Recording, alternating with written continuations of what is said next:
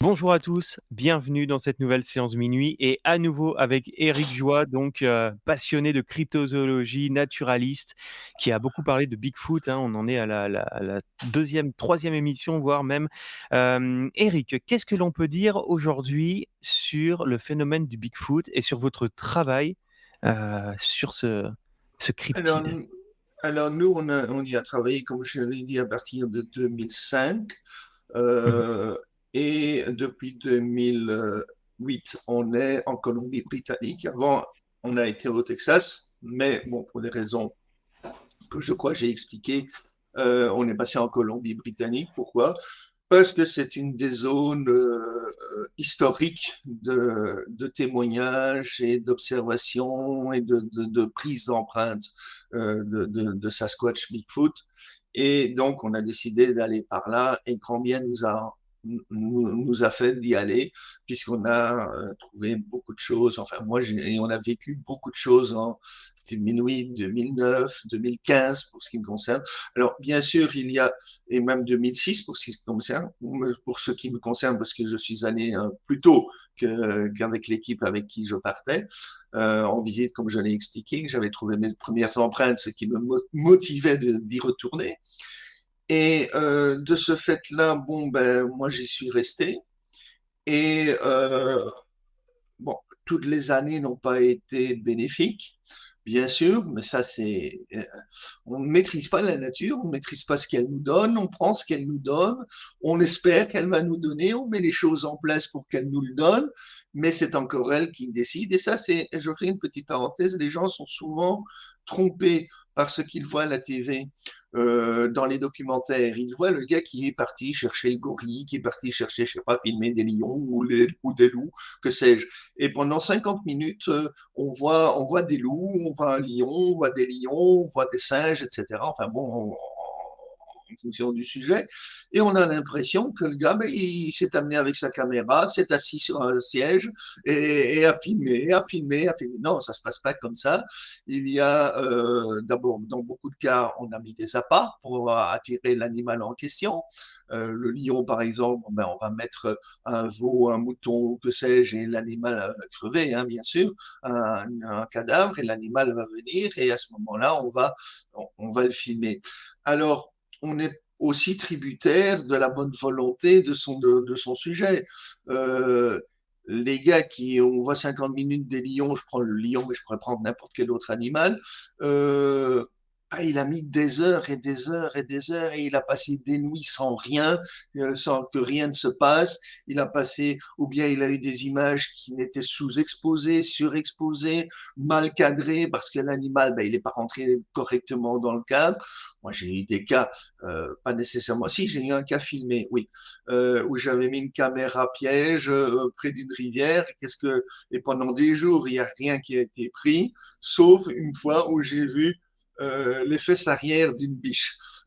C'est tout ce qu'elle a pris. Donc, c'est pas très exploitable. Hein, les fesses arrière d'une biche, c'est pas très exploitable dans un documentaire. Bon, ouais, on a plein de trucs comme ça et tous les photographes et les réalisateurs de films animaliers ont ce genre d'expérience. On a l'animal qui est pas bien positionné. Ah oui, il a pris une proie, mais le problème, c'est que la caméra le prend par derrière, donc on ne voit pas ce qu'il fait. Je parle pour un vautour, pas pour un vautour, mais pour un aigle ou quelconque, un rapace quelconque. On ne le voit pas. Ah, la séquence est ratée. Parce que ou bien il est sous-exposé, ou bien il y a un obstacle qui est devant lui, et hop, la séquence, elle est Et oui, ratée. parce qu'on contrôle rien effectivement, bah, oui, bien sûr. On ne contrôle rien dans la nature. Tout ce qu'on peut, c'est proposer quelque part, c'est mettre les conditions les plus optimales possibles pour que en espérant que l'événement va arriver, que l'animal va apparaître, que l'animal va tomber sur une chasse, qu'on va tomber sur, je pense ici au guépard qui court derrière une gazelle. On va espérer rencontrer cela, mais on ne sait pas la fin de la chasse, on ne sait pas si la gazelle va s'échapper et on ne sait pas non plus si elle va être tuée par le prédateur. On n'en sait rien. Et donc, Mmh. on n'est pas le metteur en scène. on n'est que le caméraman. Hein. Mmh. Ouais, c'est sûr, ouais. Dans la Mais nature, on peut imaginer un script, mais on dirige absolument pas les acteurs. Hein. mais du coup, quand vous partiez comme ça, vous aviez des appâts, pour un Alors moi, possible Bigfoot? pour le moment, je ne mets pas d'appât. On en a fait à un certain moment que je trouvais un petit peu dangereux. Ça, c'était des collègues texans qui l'avaient fait au Texas. C'est mettre des chips de phéromones. Alors, ils avaient fait un mélange de phéromones de chimpanzés, de gorilles et humains. Alors, c'est pas tellement difficile. Ils avaient fait un mélange de tout cela. Et c'était une odeur un peu spéciale. Et ils avaient pondu des chips, et j'en avais récupéré par la suite, l'un ou l'autre, des chips aux arbres, en espérant attirer un mâle Bigfoot. Oui, mais si on attire un mâle Bigfoot comme on attire certains animaux, on va peut-être pas être très content, quoi, qu'on ait leurré, quoi. Et il faudrait peut-être mieux ne pas être dans les environs s'il n'est pas très content. Alors, ils avaient fait aussi des pièges un peu douteux pour moi, de mettre des planches avec des clous, de telle manière à ce qu'ils puissent se blesser et pouvoir recueillir le sang et l'ADN.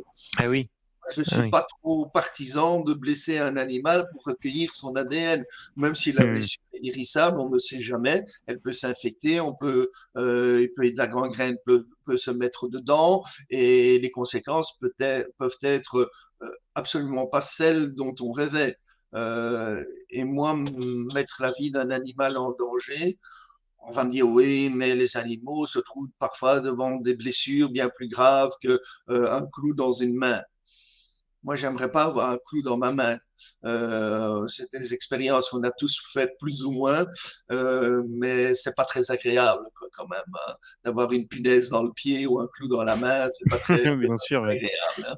Bon, et voilà. Donc moi, je suis pas partisan de tout ça. Je suis plutôt partisan en ce qui concerne le Bigfoot, d'être moi-même l'appât, c'est-à-dire qu'il viendrait voir ce que je fabrique, qu'ils viendraient voir ce qu'on fait dans le camp.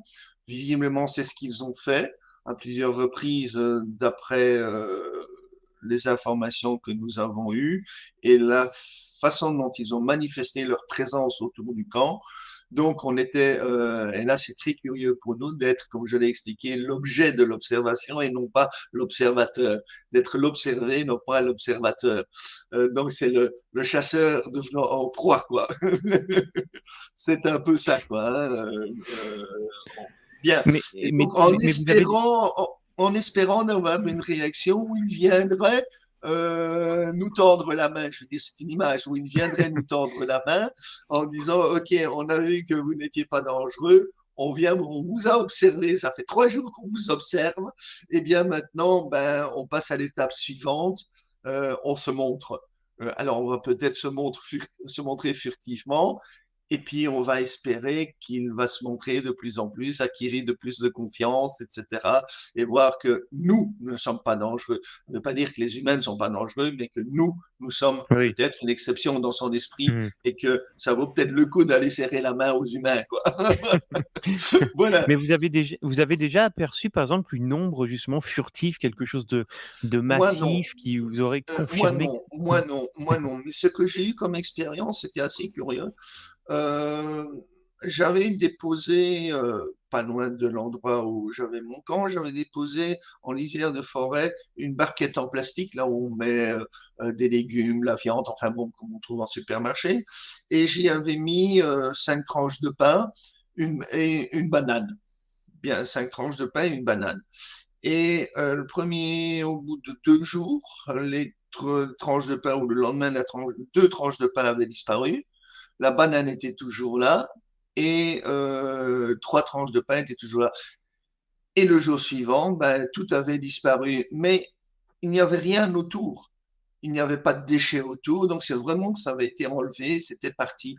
On avait eu une autre expérience comme ça tout à fait curieuse. C'était l'année précédente, en 2008, on plaçait tous nos déchets à l'entrée d'un chemin, au pied d'un promontoire, et la femme de Robert Kennedy venait le week-end avec ses enfants, passer le week-end dans le camp, et puis elle repartait le dimanche soir et partait avec nos déchets. pour aller les jeter. Donc voilà. Oui, oui, parce que nous, on est respectueux de la nature, on ne jette pas tous nos déchets partout, comme certains, porcus bipedus, comme disait je ne sais plus quel auteur, le porc bipède. Non, on n'est pas des porcs bipèdes qui jettent tous nos détritus dans la nature sans se soucier, après moi les mouches, quoi, hein, même au sens propre du terme, après moi les mouches.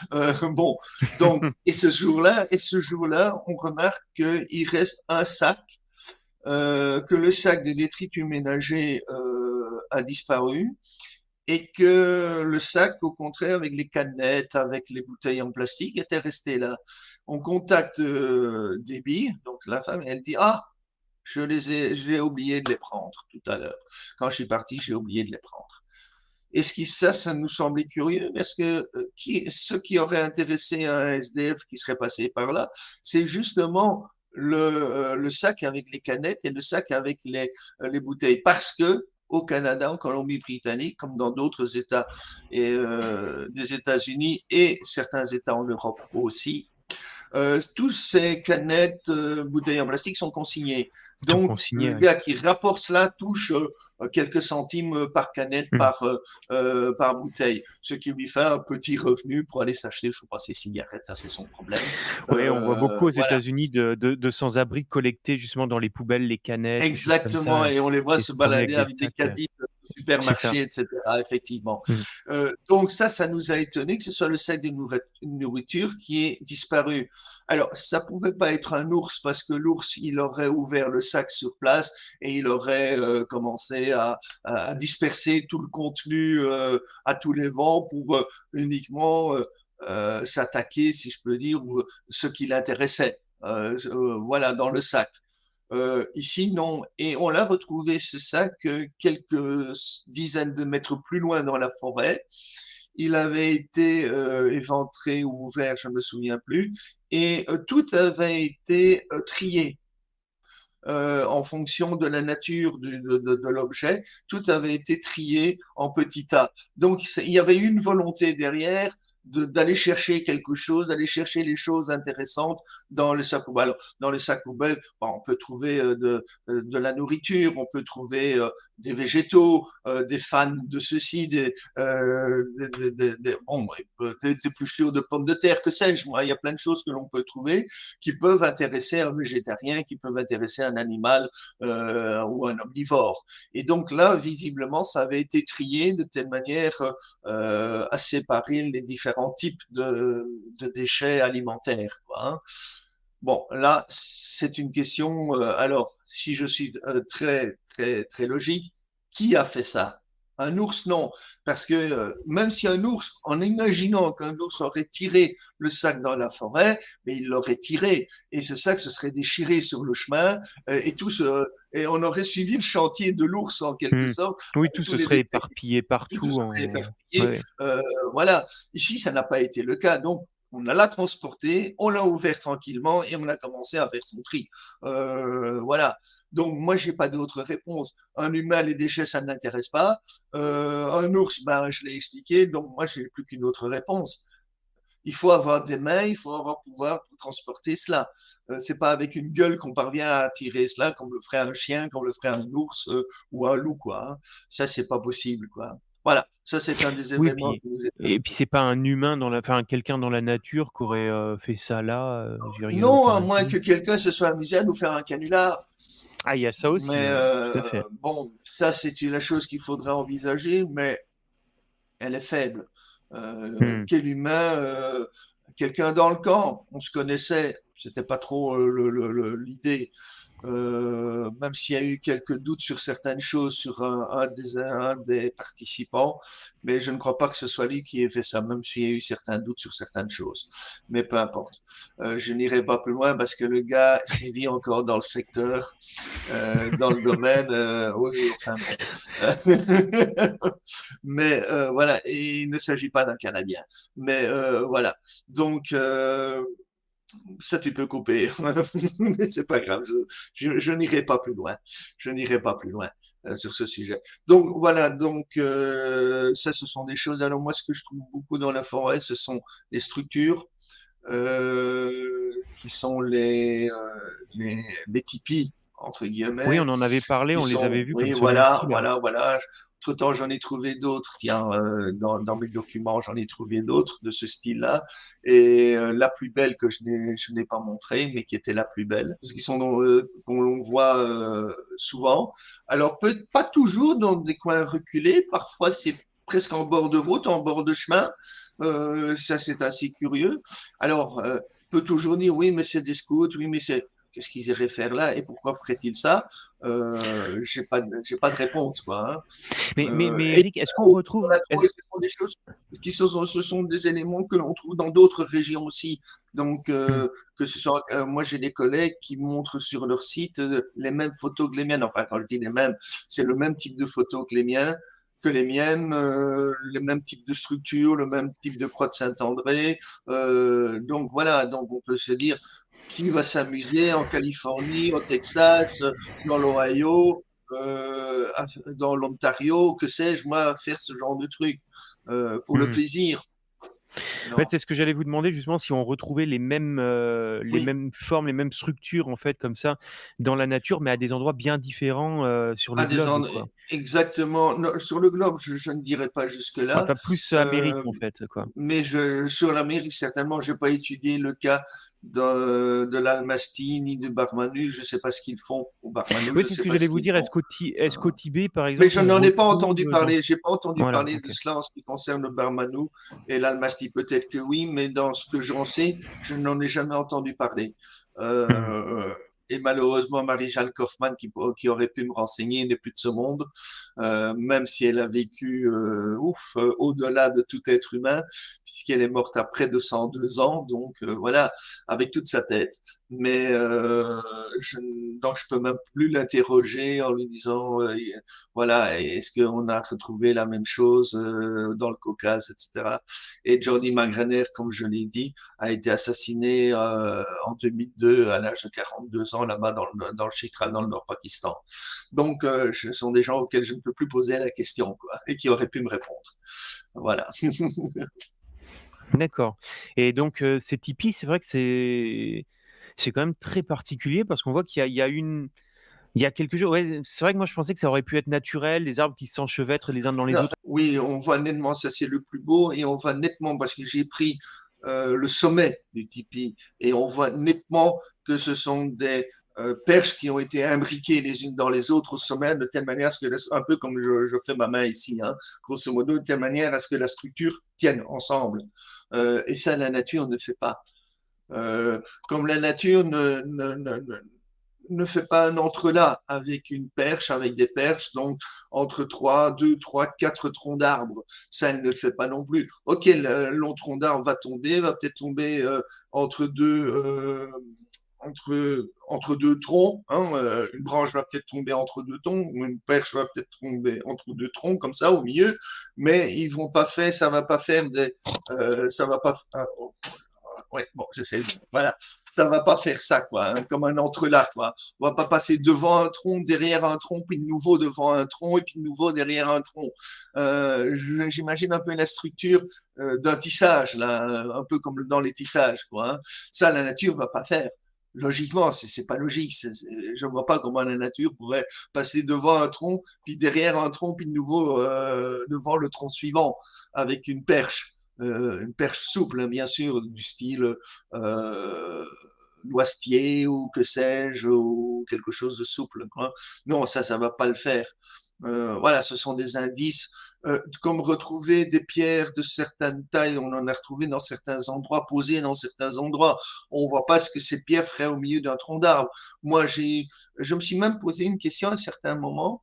Il y avait deux énormes troncs de cèdre qui avaient été abattus et qui coupaient un chemin et pour empêcher sans doute que les voitures passent.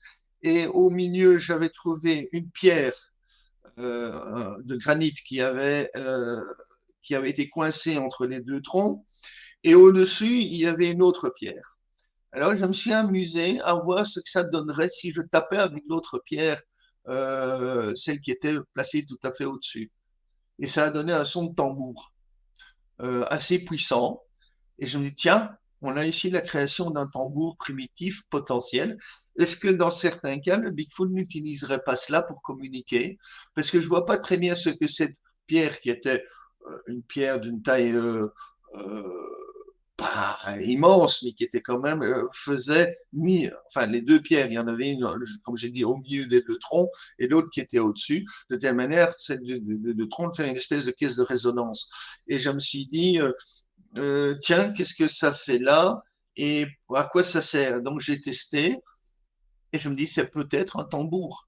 C'est peut-être quelque chose, enfin, quand je dis un tambour, il ne va pas faire de la musique avec, mais c'est peut-être un moyen de communication suffisamment puissant que pour adresser un message à un individu qui se trouverait plus loin.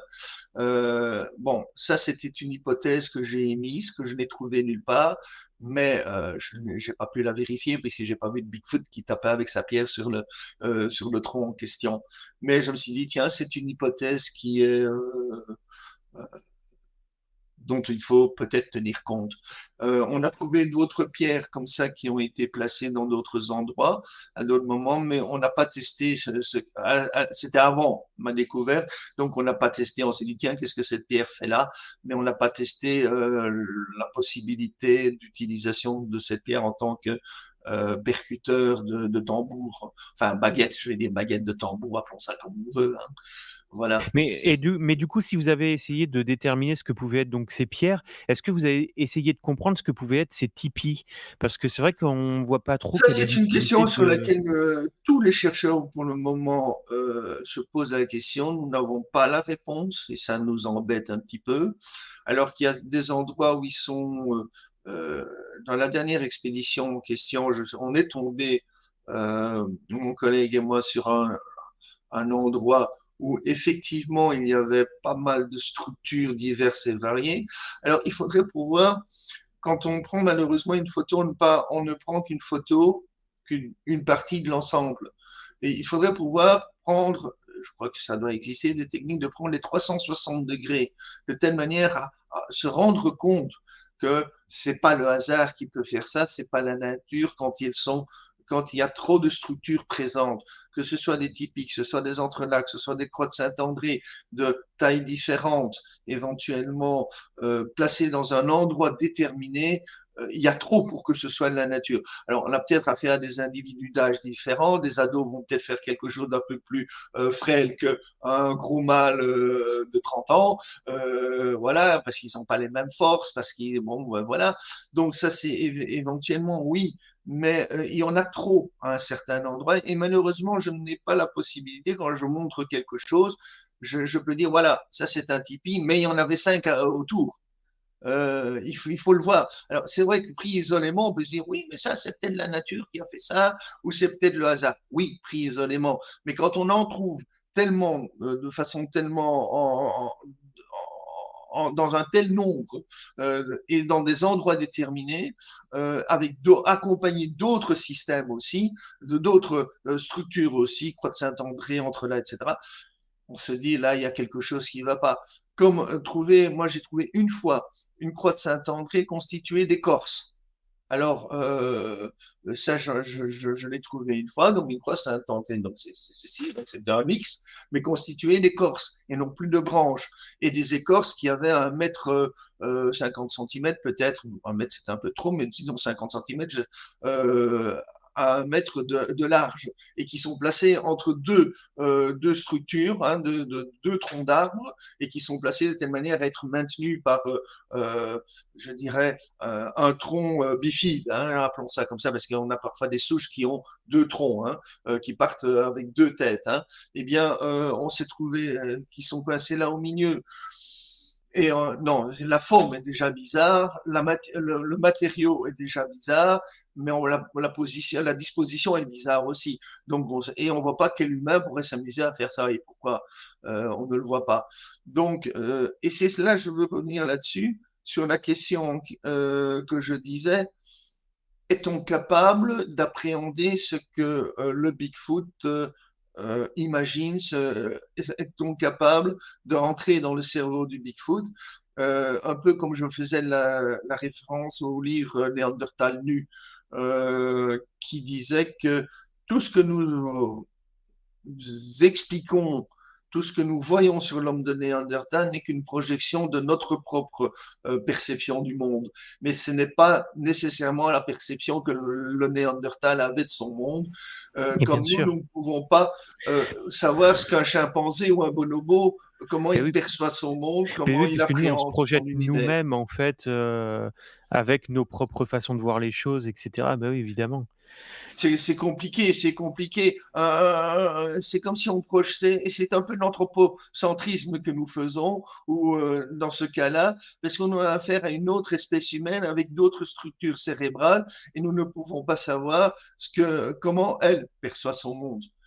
Et y compris, c'est pas parce que c'est un homo, genre Homo sapiens, Homo neanderthalensis, Homo erectus et compagnie, que nous sommes capables, parce que nous sommes des homos aussi, genre Homo, que nous pouvons projeter sur un autre type, une autre espèce homo, ce que nous percevons de notre monde.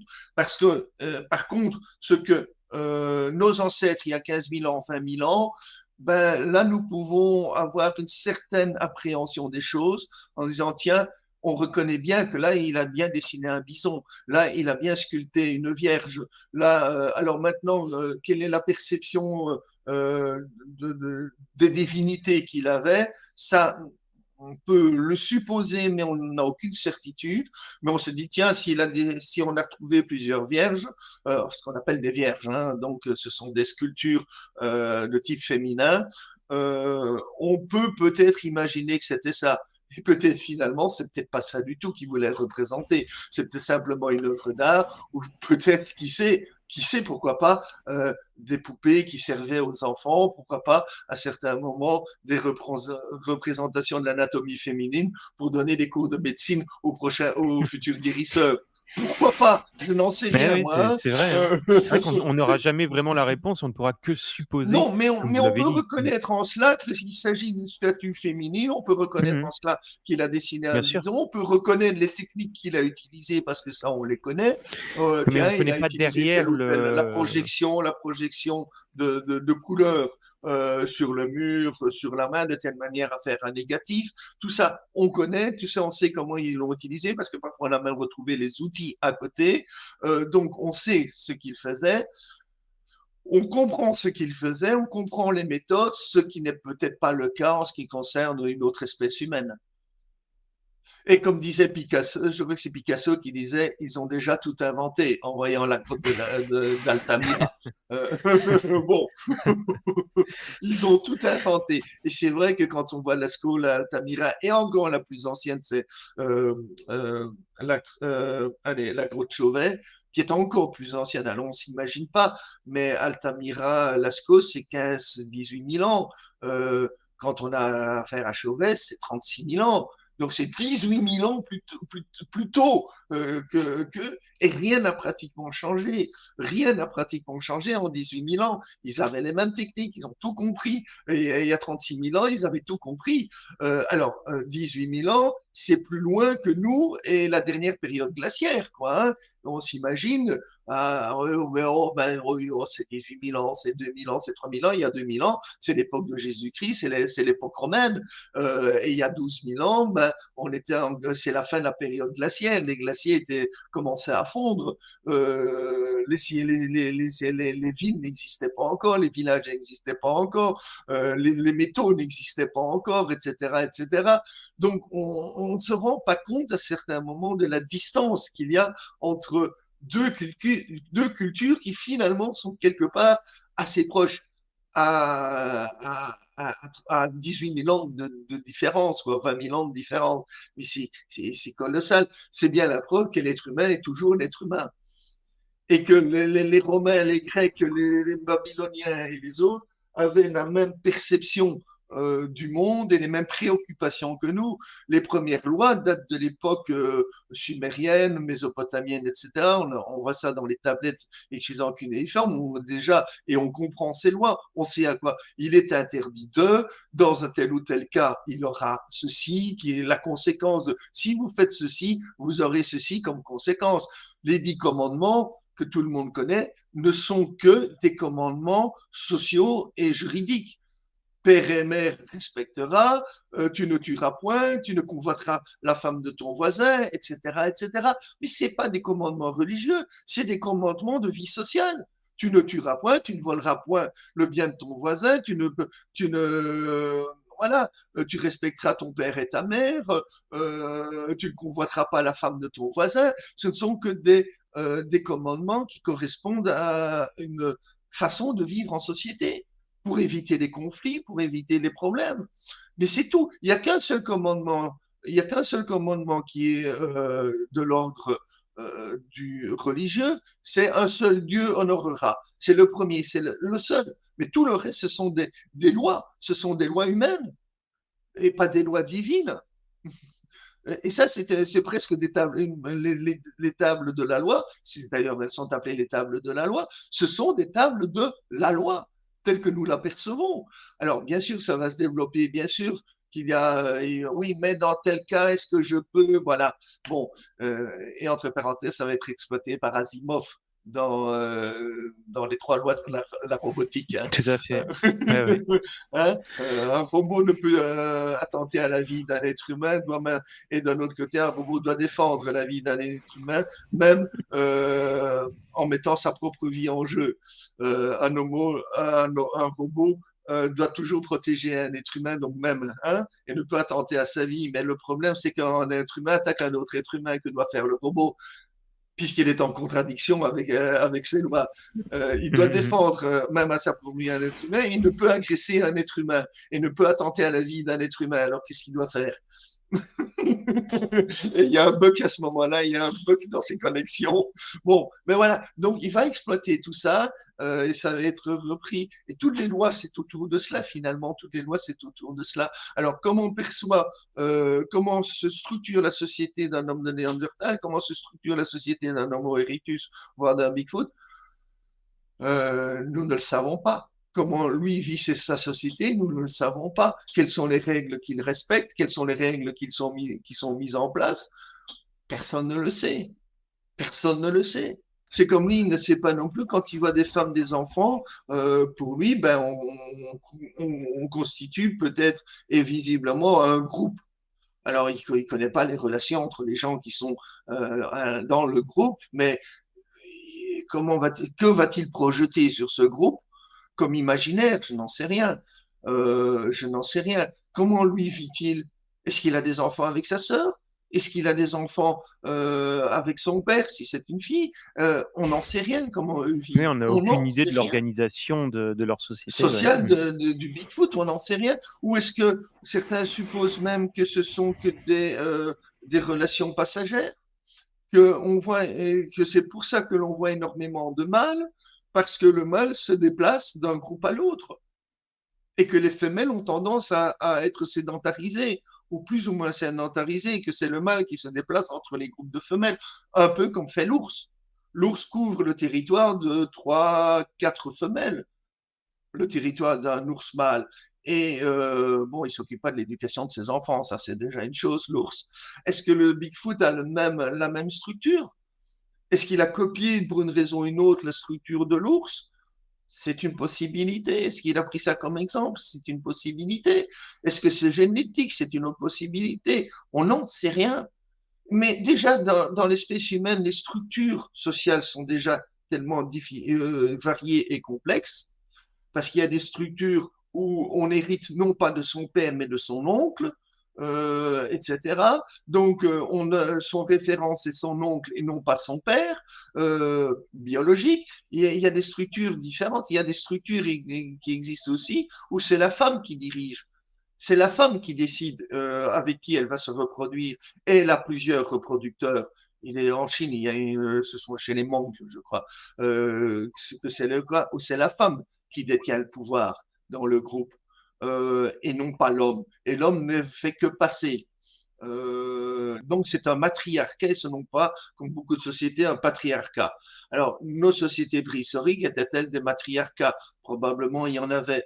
Des patriarcats, probablement il y en avait, mais il ne faut pas faire une généralité en disant ils étaient tous matriarcales et ils étaient matriarcaux et tous patriarcaux. Ce n'est pas vrai nécessairement, puisque déjà aujourd'hui, dans les groupes humains, il y a toutes les formes que vous pouvez imaginer. social que vous pouvez imaginer. Et dans l'histoire aussi. Donc voilà, donc nous projeter, et surtout ce qu'ils ont fait au 19e, c'est projeter la société du 19e siècle sur l'homme préhistorique. C'est l'homme qui allait à la chasse, c'est la femme qui restait au foyer élever les enfants. C'était l'homme qui allait au travail et la femme restait à la maison faire la cuisine et élever les enfants à l'époque, hein, au 19e siècle. Donc, ils ont fait que projeter. C'est l'homme qui a peint les crottes, c'est l'homme qui a taillé les outils, c'est l'homme qui. Et la femme était dans la projection qu'il faisait, était réduite à élever les enfants, à les mettre au monde, à les élever et à rester autour de la tente ou de la crotte. C'est pas du tout vrai. Personne ne dit que ce sont. Et maintenant, on commence à se demander si ce ne sont pas en partie, si pas en totalité, les femmes qui ont peint ces sculptures, enfin, ces gravures ou ces peintures rupestres. On se pose la question. Est-ce que ce n'est pas la femme qui a inventé l'agriculture finalement, puisque c'est elle qui faisait à manger, imaginons, qui en partie faisait à manger, est-ce que c'est pas elle qui, comme tout esprit humain, on va essayer de se faciliter les choses. Pourquoi aller courir pendant des kilomètres pour trouver du grain? Et si on essayait de le cultiver à côté de la hutte, ce serait peut-être beaucoup plus facile que d'aller courir 3 kilomètres pour aller chercher du blé, et puis encore 3 kilomètres pour compléter, et puis pour avoir les quelques kilos dont j'ai besoin pour faire mon pain, ma galette, que sais-je, moi, hein, ma bouillie, que sais-je. Alors, essayons de la cultiver. Peut-être, c'est peut-être une idée. Et si on faisait, si on prenait des graines, et si on les plantait, si on mettait de l'eau dessus, ah, oh, ça a poussé. Ou ça peut-être au début poussé tout à fait par hasard, comme on voit dans le roman Robinson Crusoe, où à un certain moment, il jette des grains, et puis ces grains, il remarque qu'ils ont poussé. Ah, oh, ça pousse comme ça alors. Ah ben c'est peut-être une idée, on va peut-être les ramener, on va en ramener d'autres et on va peut-être les faire pousser à côté de la tente ou à côté de la grotte ou de la hutte. Tiens, c'est peut-être bien une bonne idée ça. Ouais, c'est ouais, je ne devrais plus aller courir avec tous les dangers de la forêt, de rencontrer des fauves, etc. Ah ben c'est peut-être bien, voir des ennemis, des clans ennemis, on va, bah, c'est peut-être bien, tiens, voilà, une bonne idée. Bon, c'est peut-être la femme qui a trouvé ça, puisque c'était peut-être elle qui faisait le pain. Donc, et pas l'homme qui a inventé tout ça. Et puis bon, ah oui, il faut encore couper ce blé parce que l'arracher, c'est très bien, mais peut-être qu'en le coupant, alors je vais inventer la serpe, je vais inventer la faux. Bon, ben, en tant que femme, tiens, pourquoi pas? Et comment est-ce que je vais inventer ça? Donc, c'est peut-être pas de l'homme qui finalement est un spécialiste de la civilisation, c'est peut-être la femme Qui est à l'origine de tout, ouais, comme qui est à on l'origine l'a longtemps supposé, hein. des inventions principales. Hmm. L'homme les utilisant, bien sûr, et peut-être en y apportant des améliorations, mais c'est peut-être bien à la fin. Et puis transporter du bois, transporter des trucs, etc., c'est lourd, c'est fatigant, ça use. Bah tiens, Mhm. on va peut-être inventer un truc. Ah, quand je fais rouler un caillou, il roule tout seul. Ah, mais si on faisait ça, la même chose avec des pierres, et puis peut-être avec du bois, tiens, on a inventé la roue. C'est peut-être plus facile d'inventer la roue que d'aller tout transporter, nous tirer des charrois ou de tirer à la force humaine. Ah ben ça nous facilite le travail. Bon ben voilà, tiens, c'est peut-être la femme qui a inventé la roue finalement. Rien que pour se faciliter le travail, c'est une hypothèse, c'est pas une certitude. Mais maintenant, on commence à se poser des questions sur, effectivement, sur la préhistoire et si les femmes avaient un rôle important dans la naissance des civilisations et des cultures. Voilà. Mais du coup, est-ce qu'on peut imaginer, par exemple, que ces Bigfoot, qui seraient peut-être, alors on en a parlé sur d'autres émissions, hein, des hommes à l'état peut-être préhistorique, en gros, on va dire ça. Est-ce qu'on Mhm. peut imaginer qu'eux aussi ont pensé à faire peut-être des cultures, à planter des choses, vous voyez, est-ce que... Apparemment non, on n'a pas trouvé de ce qui correspondrait à des cultures, donc ils seraient encore à un état de chasseurs-cueilleurs. Et ils n'en ont pas besoin parce que, vu leur capacité physique, ils n'ont pas vraiment besoin de commencer à élever des animaux. Et puis, ils ont pris une habitude, très certainement, ils ont pris une habitude de se cacher de l'homme en sachant très bien, de nous, de Homo sapiens, en sachant très bien ô combien Homo sapiens peut être dangereux pour eux. Euh, et peut-être des concurrents aussi quelque part, puisque l'homme est chasseur, Homo sapiens c'est chasseur, et Bigfoot est ça chasseur. Donc voilà. Alors Marie-Jeanne Kaufmann avait une hypothèse sur l'Almasty à ce moment-là, qui est peut-être valable pour le Bigfoot. L'Almasty serait présent, je dirais, physiquement au moment où l'homme, Homo sapiens, ne l'est pas dans un endroit. C'est-à-dire à deux moments. La nuit, l'homme dort dans sa maison, et au moment des siestes de l'après-midi, dans certaines régions où c'est l'habitude, et notamment bah, chez nous aussi, hein, en Espagne, ils aiment bien faire la sieste entre 1 heure et 4 heures, je vais dire ça comme ça. Donc dans des pays chauds, dans des pays, bah, et, et chez nous aussi, on aime bien, parfois certains aiment bien faire la sieste après le repas pendant 20 minutes, 25 minutes. Bon, ben voilà, il y a des moments de l'année, des moments de la journée où Homo sapiens ne sort pas en hiver, bah, il sortira moins qu'au printemps et en été.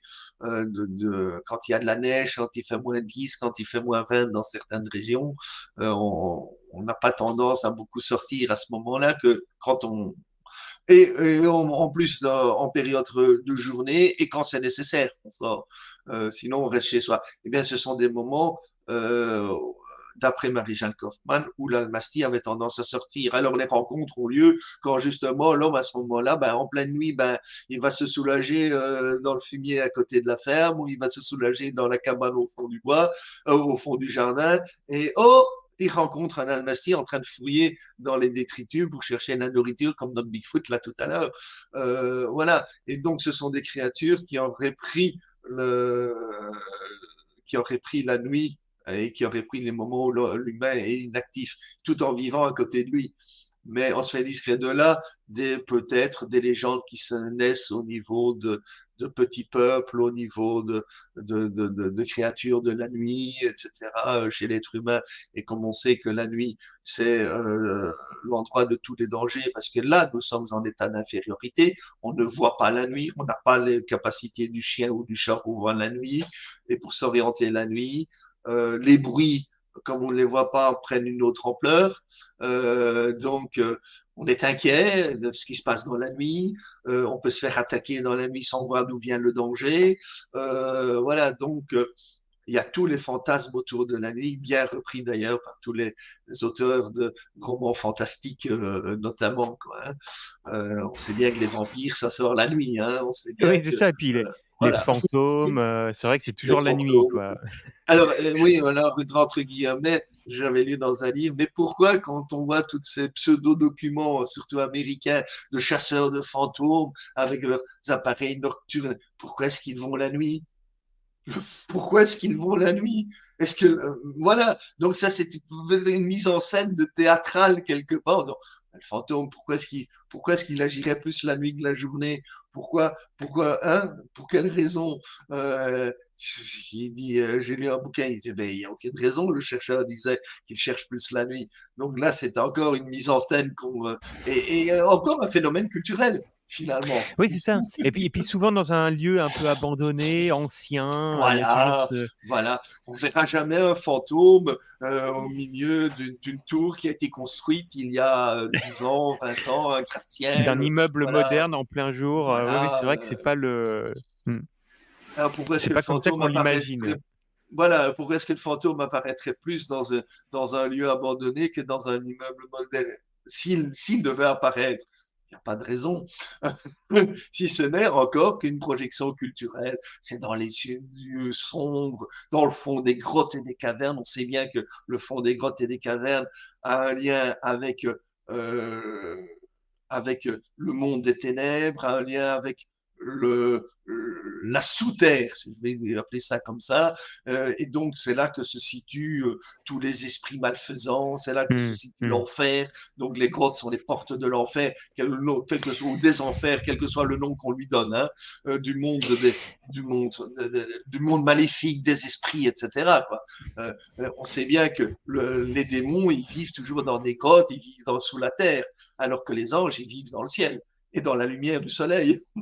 Bon, ça Mais, c'est mais justement, difficile. vous faites une belle transition là, Eric, parce que je voulais vous poser la question, si on n'arrive pas à retrouver de Bigfoot, par exemple, en forêt, si on n'arrive pas à les retrouver sur la terre ferme, c'est-à-dire là où nous également, on va se promener, est-ce qu'on peut pas imaginer que ce soit des entités vivant sous terre, peut-être en passant par des grottes, dans des Alors, souterrains? non, parce que bon, il y a quelques témoignages de Bigfoot, d'humains qui ont rencontré des Bigfoot dans des grottes. Voilà, souvent c'était des individus qui dormaient.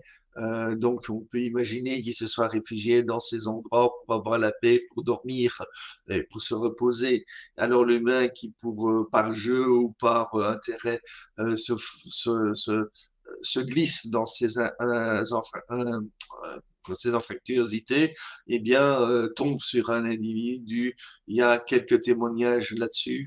Et d'ailleurs, quand il revient il va chercher d'autres humains du village voisin pour aller.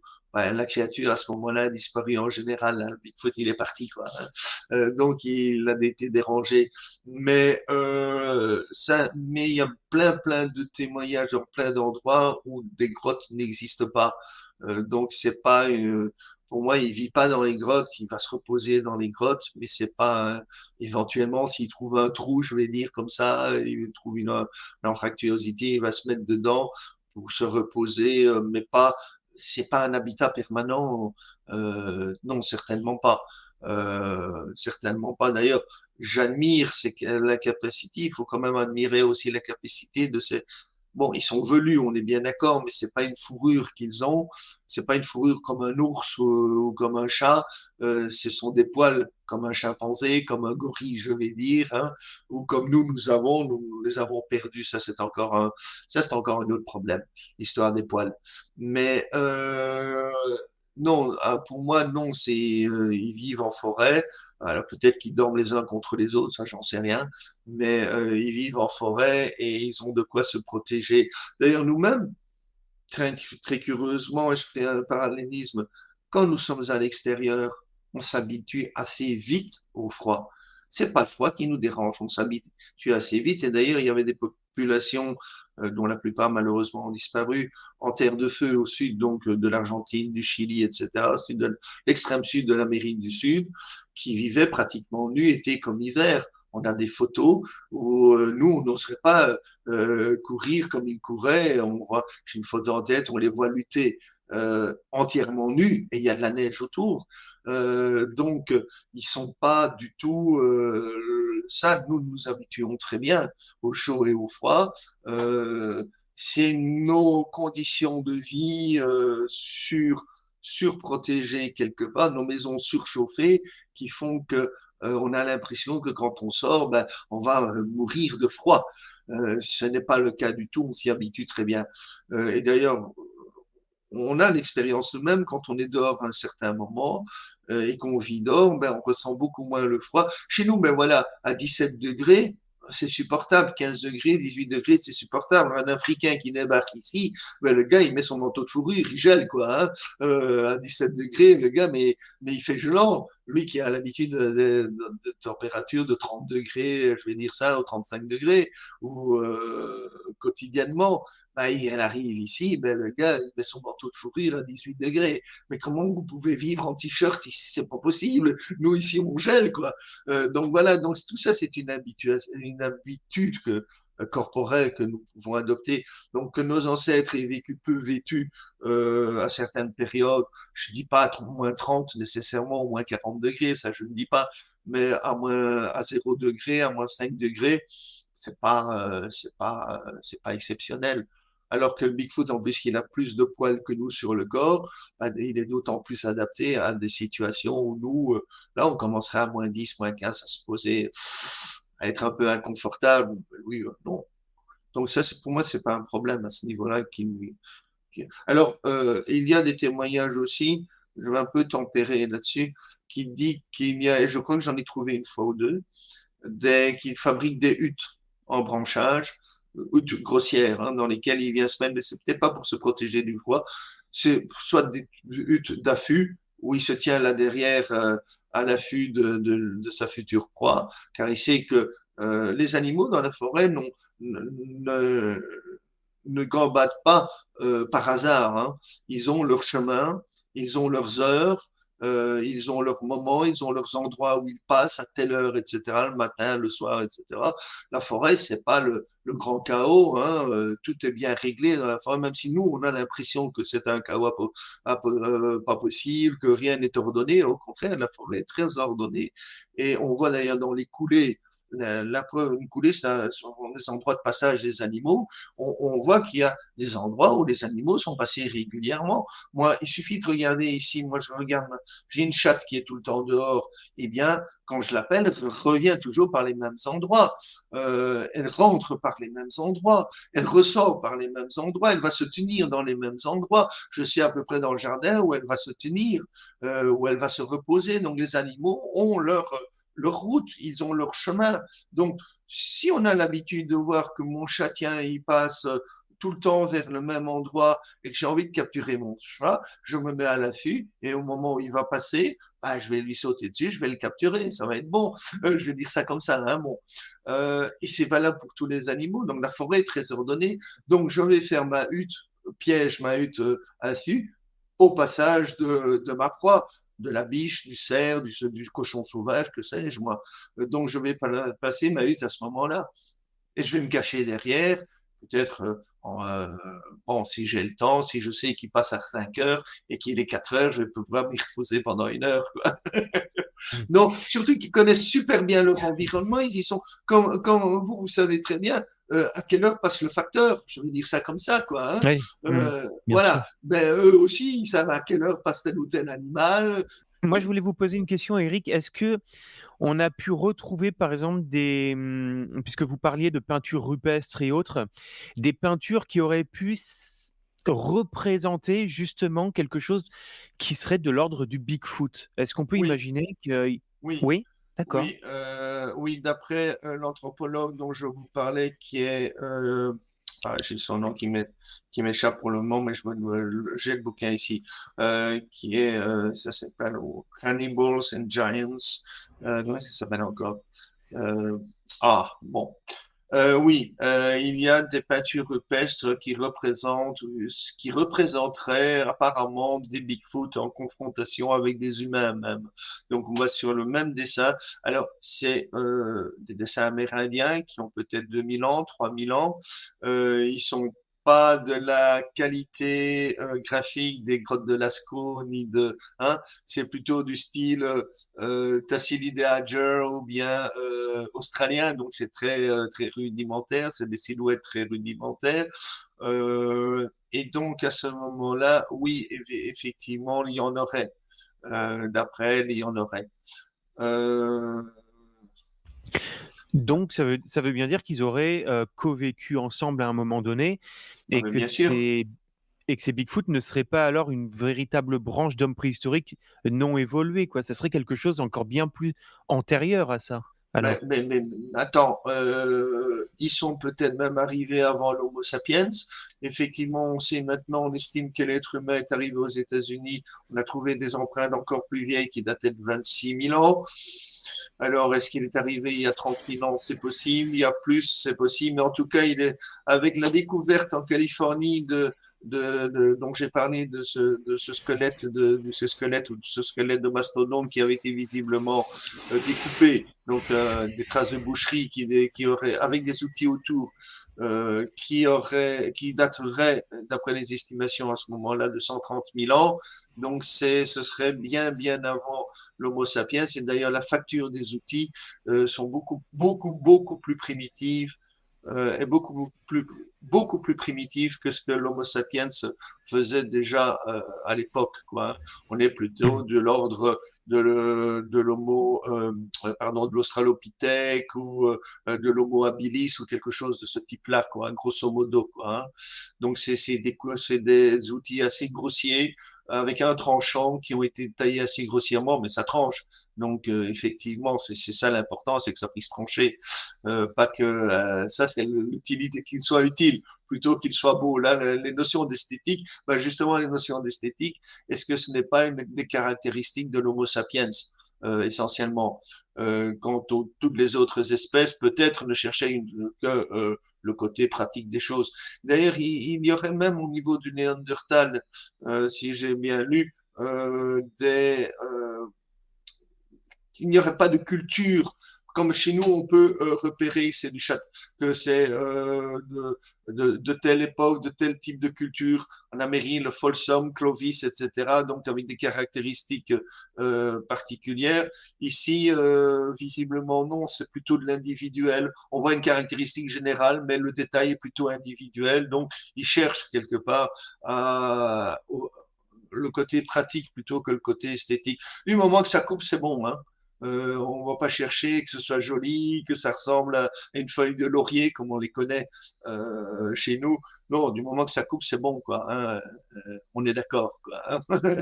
Et on est content. On va pas aller chercher plus loin. Il y a un côté tranchant, mais c'est bon, on va pas aller chercher plus loin, quoi. Alors, j'avais une question moi également. Est-ce que vous êtes ça c'est un abonné qui m'a posé la question sur la première vidéo que l'on a fait. Est-ce que vous connaissez les Sierra Sounds? Donc c'est cette Oui, série en fait oui, d'enregistrements qui date de oui. 71. Qu'est-ce que vous en pensez vous de ça? Alors, pour moi, la plupart sont valables. Il y a peut-être un cas où il s'agit d'un coyote, mais la plupart des cas sont valables. Je les ai d'ailleurs, je vois très bien de quoi il s'agit. Alors, c'est là-dessus qu'on se base à certains moments, et il y en a un très curieusement qu'on appelle le samouraï là-dedans, où visiblement il imite des sons humains. Et c'est une voix très grave, un peu comme les samouraïs, c'est pour ça qu'on l'a appelé, et il répond à l'être humain d'une certaine manière, comme s'il imitait sa voix ou comme s'il avait appris et entendu des voix humaines. Peut-être comprend-il certaines choses qu'il essaye de reproduire pour communiquer avec l'être humain, et on a l'impression d'un certain moment qu'il lui dit bonsoir. Assez curieusement, bon, c'est une interprétation peut-être auditive, mais on a un peu cette impression-là, donc qu'il a fait des repères sur certains sons humains par rapport à certaines situations. Et que pour le reste, cette limitation, on ne comprend pas trop les mots, effectivement, et il a une voix très grave, donc c'est probablement Oh, bonsoir, bonsoir. On l'entend quelque chose comme ça, quoi, hein. Et il y a aussi un autre enregistrement où visiblement ces deux individus qui sont en train de discuter ou de se disputer. Et certains Amérindiens, d'ailleurs, prétendent qu'ils ont une langue qui n'est pas du tout en rapport avec les langues amérindiennes, mais qu'ils ont pas que des cris, qui ne poussent pas que des cris comme les chimpanzés ou les gorilles, mais qu'ils ont un parler articulé, car Paulides a recueilli notamment un témoignage d'une dame qui prétend que dans le fond de son jardin, elle en voyait deux en train de discuter et un troisième qui répondait qu'elle ne voyait pas, qui était caché à ce moment-là, mais visiblement il y avait des échanges de paroles entre ces individus. Voilà. Alors ça, c'est un témoignage. Il y en a deux, trois autres. Il y a ces fameux Sierra Sounds en question. Pourquoi? Parce qu'ils ont été pris dans le sud des États-Unis et ça c'est assez curieux parce que c'est pas des zones où très favorables. La Sierra, c'est pas des zones très favorables, assez arides, et c'est pas très favorable bon. Mais il y a des observations. Donc ça, pour moi, dans les années, sinon ce sont dans les années 70, oui, pour moi, la plupart sont valables. Il y a aussi des cris qu'on entend qui viennent de l'Ohio, par exemple, et qu'on a retrouvé effectivement récemment. J'ai vu une, une vidéo, peu importe, où des gens enregistrent un cri dans la nature qui se rapproche pour moi des sons dont on vient de parler, mais qui n'est pas lié à un animal connu. Alors bien sûr, le scientifique pur et dur va dire, ah oui, mais ça c'est des coyotes, c'est des loups. Non, ça ressemble pas vraiment à des coyotes et à des loups. Alors moi-même, j'ai entendu des cris qui étaient des criques, j'en ai parlé là, un peu comme le cric Christophe Lambert aimait, on lui fait mettre dans le film Greystock de 1984, La légende de Tarzan, où il jette une panthère au pied des grands singes et il pousse un cri à ce moment-là. C'est assez, moi je trouve que c'est assez similaire ce que j'ai entendu. Bien sûr, c'était pas un son qui était préenregistré parce qu'il n'y avait pas la réverbération d'un son préenregistré et il s'est rapproché assez vite, donc plus rapidement que s'il fallait déplacer tout un système. Voilà. Bon, donc moi, il y a beaucoup d'indices et d'expériences qui me font dire que moi, j'ai pas de doute sur l'existence du Bigfoot. Aucun. Mmh, d'accord, OK. Mais alors justement, parlez-nous un petit peu de ce que vous faites vous en tant que recherche et ce que vous proposez, parce que vous proposez aussi des Alors, des des oui, stages, des enfin alors ouais. on a tenté de proposer à différents moments, parfois ça a fonctionné, parfois pas. On a proposé effectivement d'abord des stages de formation en cryptozoologie, on donnait la méthodologie, c'est Michel Rénal qui le donnait. On a eu on l'a fait deux, trois fois, c'est pas régulier, où il partait sur des choses qui avaient été découvertes, donc qui étaient sûres. À ce moment-là, on connaissait l'animal, que ce soit l'ocapi, etc. Et il repartait avec la méthodologie et la comparaison de textes anciens, par exemple, ou des témoignages anciens, en prenant dans ces témoignages ce qui se recoupait entre eux et ce qui était valide au point de vue zoologique, au point de vue éthologique. On disait, oui, c'est comme ça. Je parlais, par exemple, là, vous vous souvenez du renard, c'était pas l'exemple qu'il prenait, hein. Il prenait je crois que c'était le gorille qu'il avait pris comme exemple, la recherche du gorille. Tout en disant pas au début de quoi il s'agissait. Voilà un témoignage qui date du XVIIIe siècle, voilà ce qu'on racontait au début du XIXe. Là, c'est visiblement un témoignage de Xiam Min. On a entendu les populations africaines racontent que, et voilà, on dit que certains même se recopiaient l'un l'autre, hein, avec quelques petites nuances. Donc, on trouvait la source originale et puis on voyait que l'auteur suivant, ben, il avait recopié l'auteur précédent. Voilà, donc on recoupait et je prenais l'exemple, là j'avais pris l'exemple la fois passée sur le roman de Renard, où on pouvait faire la distinction, ce qui était de la zoologie, du domaine de zoologie et éthologie, sur les mœurs du renard, sur la morphologie du renard ou du loup, de l'ours qui sont totalement corrects, et tout ce qui était l'imaginaire, le légendaire à côté, le renard qui parle, le renard qui a des attitudes humaines, pareil dans les fables de La Fontaine ou les fables d'Ésope. Hein. Le renard, on sait bien, on reconnaît le renard, on sait bien que c'est un renard, il n'y a pas de doute, on ne peut pas le confondre avec un autre animal parce qu'il a telle morphologie, parce qu'il a ceci, parce qu'il vit comme ça c'est correct.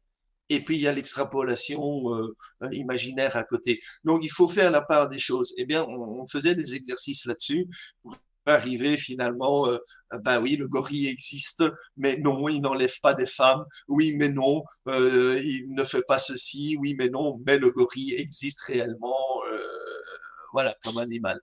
Donc voilà pour les stages. Alors, on a autre chose aussi qu'on met en place annuellement ou dès qu'on le peut annuellement, ce sont les rencontres européennes de cryptozoologie. Notamment les prochaines auront lieu le 4 et le 5 novembre, donc c'est dans 3 semaines, quelque chose comme ça. Là, Mmh. il y aura moyen, donc il y aura des conférences sur le thylacine, sur le locapi, sur le Bigfoot, sur les témoignages, la validité des témoignages en cryptozoologie, etc. C'est donc pour le programme. Vous pouvez retrouver le programme sur Internet, bien sûr, sur 3 cryptozoologia, crypto avec un Y, bien sûr, cryptozoologia.eu/rencontre avec S, rencontre S 2023. Donc là, vous avez tout le programme, vous avez la possibilité de vous y inscrire encore jusque dimanche soir à minuit où je clôture définitivement les inscriptions, obligé pour donner le nombre de participants à l'hôtel qui est l'hôtel, le Castel de Pont-Alès à Dinan, donc à Pont-Alès, 36 à Dinan, Belgique, hein, 5500 Dinan en Belgique.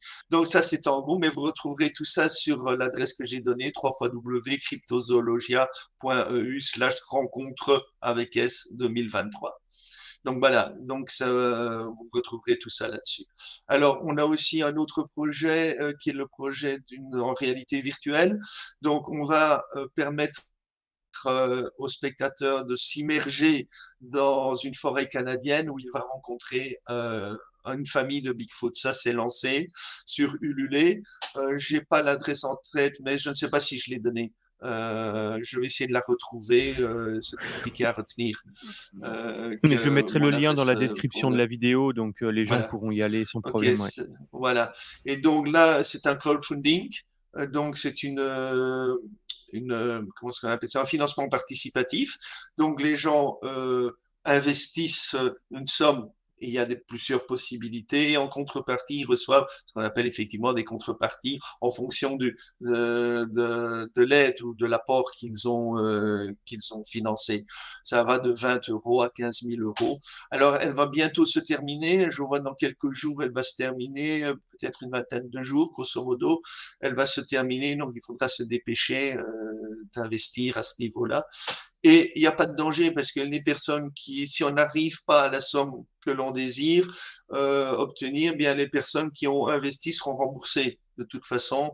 Donc donc on a intérêt pour qu'ils aient leur contrepartie d'arriver à la somme que l'on désire obtenir, mais si on n'y arrive pas, elles sont remboursées, quoi. Hein. Donc il n'y a pas de réel perdant là, si ce n'est que nous, puisqu'on n'aura pas la Ouais. somme. Alors il faudra peut-être revoir notre politique à ce moment-là, tarifaire et autres, mais ça c'est une discussion interne qu'on doit avoir. Voilà, voilà. Allez, Ça marche. Eh ben, là-dessus, merci beaucoup, merci Eric. Damien, Avec et grand plaisir. à très bientôt, hein, À très peut-être. bientôt, pourquoi pas pour même d'autres sujets. Ben Je oui. vois que vous êtes voilà, très érudit sur beaucoup d'autres sujets. On en a parlé en off de science-fiction et autres, donc voilà. Allez, ça marche. À très bientôt. Bonne fin de Merci. journée.